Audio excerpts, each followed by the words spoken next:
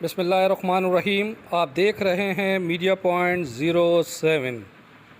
क्योंकि सखर को क्या दिया है एमकेएम ने।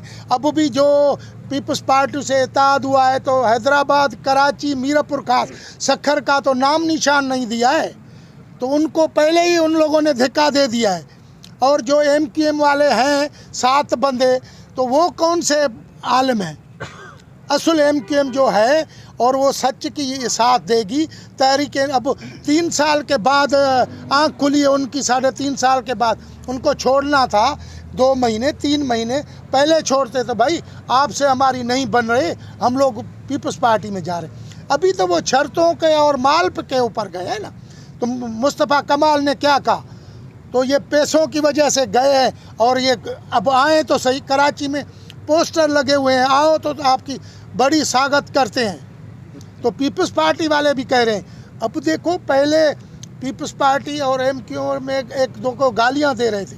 नवाज शरीफ पेट फाड़ रहा था, जरदारी उसको घसीट, तो अब कैसे बन गए। देखो, भुट्टे साहब के भी लिए आसिफ जरदारी का बाप, मौलवी साहब का बाप, ये मेंगल साहब, इनके जो भी बाप थे पीपल्स पार्टी में, भुट्टे साहब को फांसी उन लोगों ने दिलवाई थी, फैसला किया था।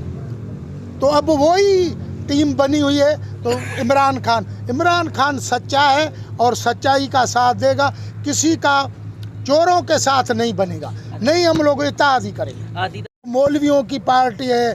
अब देखो, लाड़काने में पहले बिलावल और मौलवी साहब लड़ रहे थे, एमक्यूएम वो लड़ रहे थे। जब ये इत्तेहाद करेंगे तो अपने बंदे कहाँ छोड़ेंगे। जब कसम खाया है एमक्यूएम से सबसे, तो आपको सीट मिलेगी, आपको सीट मिलेगी, कहाँ से देंगे।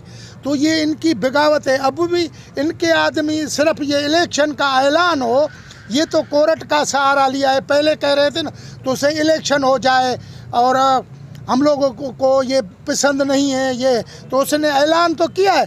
आप क्यों कोर्ट में गए हो?